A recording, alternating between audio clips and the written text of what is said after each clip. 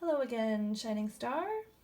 So we just did a little tutorial on how to sew these birds, or what you need to sew these birds, and how to make a round felted bead if you want to string those in between your birds.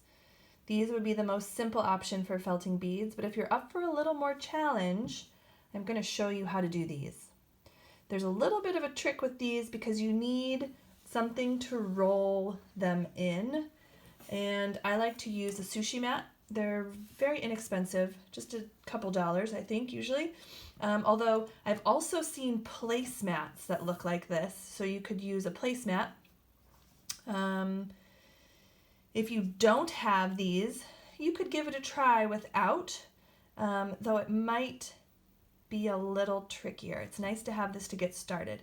You could also actually maybe try bubble wrap. Bubble wrap might help as well.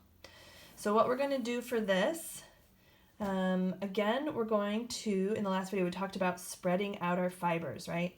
We're spreading out the fibers so that everything can have contact, have more areas of contact with the other little felty, little pieces of wool so they can make felt. And so I'm going to spread out several pieces of wool, and you want probably not any longer than your sushi mat, or not any longer than 10 inches maybe if you're not using a sushi rolling mat. Most grocery stores carry these, by the way, though, I believe, in the cooking section. So you're going to lay out your fibers, one color or another, and you're going to do one layer of one color. You can see I'm spreading out all my fibers still. And so now I'm going to go on to my other color. And I didn't bring home a second color of roving, so I'm going to give it a try with the stuffing. The roving is probably a better option, but the stuffing should work also. And you can see I'm laying it down on top of the color I already have out. And I'm not going to go all the way to the edge with this one. I'm just going to go part way. And now we're going to roll it. Not using the sushi mat, I'm just using that as a guide for size. But you're going to see, again, remember how we rolled in the last ball as tight as we could? We're going to roll this up as tightly as we can.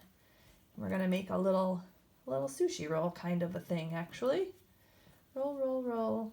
And you'll end up with a nice little tube like this. And this is where the sushi mat helps come in handy. Although, like I said, I think bubble wrap with the tiny bubbles would work. The big bubble wrap probably won't work. And I'm going to kind of roll just the edge over here, and we're going to take it over to our soapy water, or our hot water with our soap. And we're going to try and get the whole thing wet. Actually, I might roll it out here just to get this wet. You can also, if you do have the sushi mat, you can roll it up like this and pour water in the end. That works too. The goal is to get the whole thing wet if you're able. The other option, right, is if you have a tub that your mat fits in, you can just have it water in the bottom and do it that way. Now, I guess I'm going to unroll it a little bit to add some soap. I'm just going to add just a few drops of soap to my fingers, and I'm going to put it along, because you want it to be the whole length of your work. So add a little soap there. And now I'm gonna start rolling in between this sushi mat here. And remember to work the whole length. So I'm putting my fingers out like this, and I'm rolling here, and then I'm gonna move up and roll here. Yeah, you can experiment with, I like to do it better that way than rolling it up in the end. I feel like I have more control over it if I roll it this way. but you could experiment with rolling it up all the way. That's another option. I like having it just like this because then I can see. I can open it and look and see if I need to adjust. If you roll it, you might notice that I'm rotating it pretty regularly. So I'm rolling it here like this for a few minutes. I'm going to open up and look. You see how it's kind of flat still? So then I'm going to rotate it a little bit and squish the other way. The goal is to work the whole piece as evenly as you can. And we're going to try and felt the outside of this before the inside, just kind of like we were doing with the little felt ball in the last video. And mine is oozing out the end here, so I'm going to move it down a little bit.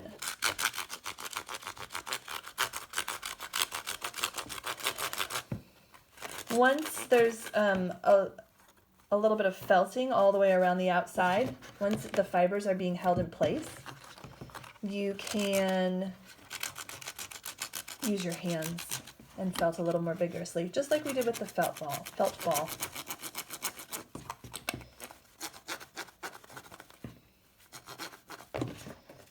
And I'm just going to keep moving it because it ended up oozing out the end and being too long.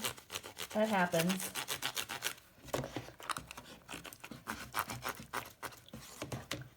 And you'll know you're ready to start working it without the mat and rolling it between your palms. Actually, I like to do it when it's pretty firm and it kind of stands up. It's not quite so limp. You see how this end is kind of limp? This one's a little firmer. That means it's felting. It's becoming harder on the inside. It's still not done yet. It's still pretty limp. But this end is definitely more felted than this end. Oh, that one's not standing up yet. But you get the idea, I think. You're going to keep felting like this until it's a firm, kind of a rod, actually. Until it's stiff enough that you can kind of hold it and it'll be firm and not droop.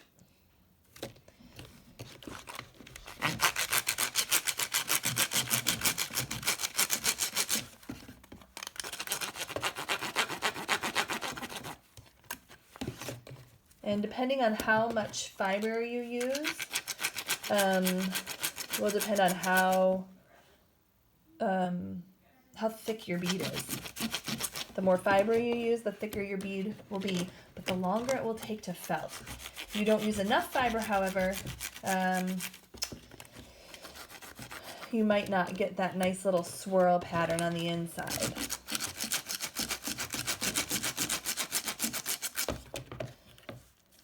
So I might move on to using my hands now, just because the fibers are sticking together. I'm not worried about them peeling off anymore and not felting where I want them to. And this way I can put a little more pressure with my hands, with my palms, and I think it felts a little faster this way. Be careful not to flap your friends or your parents or whoever are felting with you.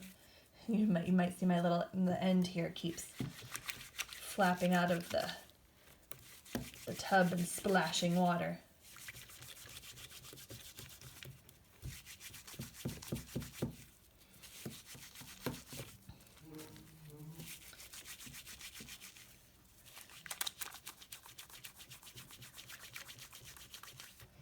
So once you have this all felted, once it's nice and stiff, you might be wondering, how on earth did we get this out of this? Well, maybe you figured it out now. We're going to cut this.